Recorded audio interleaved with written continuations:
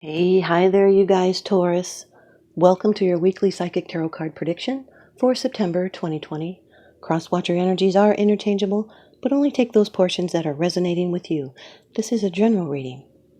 I'd like to thank you guys, Taurus, for supporting my channel. It keeps me able to provide you with these readings for free. And I'm a Taurus too. I'm Taurus rising, so this reading applies to me, and it looks pretty good. And now, for your first card. It's the general atmosphere. It's the background and the basis of the matter. It's the King of Pentacles, Taurus. This can be you, or a Virgo or Capricorn, Sun, Moon, Rising, Venus, Jupiter. The bull's head is a symbol of Taurus, and this is a card of security. It can represent a mature, wealthy man or a woman, a benefactor, an investor. They're dependable, and they're solid, and they're kind to others. They're materially oriented, and they have a lot of ambition. Could be someone around you that aspires to great wealth, or they just crave stability. Could be a father or a boss surrounding the seeker. This is someone that loves money and riches, and they're happy to collect as much as possible. They're very clever in business matters, like a financial wizard. They're noble and sophisticated. They're generous with what he has, and they share gladly. There is a lesson to be content with what you have, and to express your needs and undertake what is necessary for their fulfillment.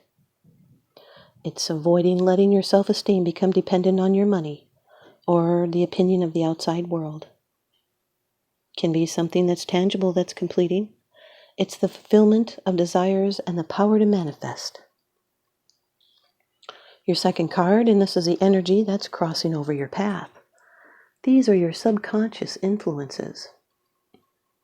Number 7 of the major arcana in the Rider-Waite deck, the Chariot. This can represent a Cancer. Cancer, Sun, Moon, Rising, Venus, Jupiter. Could be in your chart or someone else's that you're dealing with. It can also represent the energies coming through of being driven. It's triumph, success, and control over the forces of nature, as well as triumph over ill health or money difficulties or enemies of any sort, as well as your own lower animal passions. This is a clear sense of purpose. It's putting commitment to the test, and it's fulfillment. It's mental and physical powers that lead to fulfillment. This can also represent your car or transportation. It can be travel in comfort. It's overcoming obstacles, and it's the clearing of the path of victory and your desires. It's also swift action in reaching your goals. It's a positive and quick result on the way. And this is mastery over opposing forces and going with the flow and using firm resolve. It's staying on the course you've set for yourself. It can also mean that assistance is on the way. It's commencement and challenge and victory. It's being purposeful and brave and driven, disciplined and ambitious, victorious and heroic. This is movement fueled with planning. King of Pentacles with the Chariot is coming into money. This is a victory. It could be a windfall. Your whole reading here is full of earth and water energy, which is very complementary towards each other. It enhances each other. This is a good reading with your finances and your feelings. And now your third card. This is how it affects you. These are the external influences that you're consciously aware of. Number 12 of the major arcana, the Hanged Man. This card is ruled by Neptune. It could be a Pisces that you're dealing with, or it could be in your chart, Pisces. This is a very spiritual card. It has to do with a sacred pursuit, a new perspective and suspension. It's an attachment and a sacrifice. Self-surrender to a higher wisdom and surrendering to what is. This is one of the tarot's strongest and most powerful images. It's someone connected to the deep currents of life, someone that knows their own mind, they're independent with their own values. It's peace and self-reliance that often follow a difficult period, especially one of self-examination. It has to do with spiritual matters, wisdom, prophetic powers. It's a pause in life suspended decisions. It's patience and waiting and reviewing. The King of Pentacles with the Hanged Man can represent a redundancy, just not feeling that useful. It's the art of letting go, and holding on, it could cost you. Accepting the way things are rather than the way things you want them. Your fourth card is the position of the future. It's the outcome, the results, and the advice. The Seven of Pentacles, Taurus. This is Earth energy. It's Saturn in Taurus. Saturn brings in restrictions, delays, limitations. There are toughest lessons in life. And one of the most toughest spiritual lessons in life is patience. This is assessment. It's a pause during development, a break. It's reevaluation, and the harvest is still yet to come. It's stepping back and looking at what you've already accomplished, and you're still waiting for success. It could be anxiety about a loan. It's pause and assessment, and you've been working on something for a while. You have time and probably money invested. It's looking back and rethinking about whether you're on the right path. But these investments, they will pay off in the future. This is just a timeout card. Some readjustment may be needed. You're not failing, you are learning, but you're questioning your standpoint and looking from a different perspective.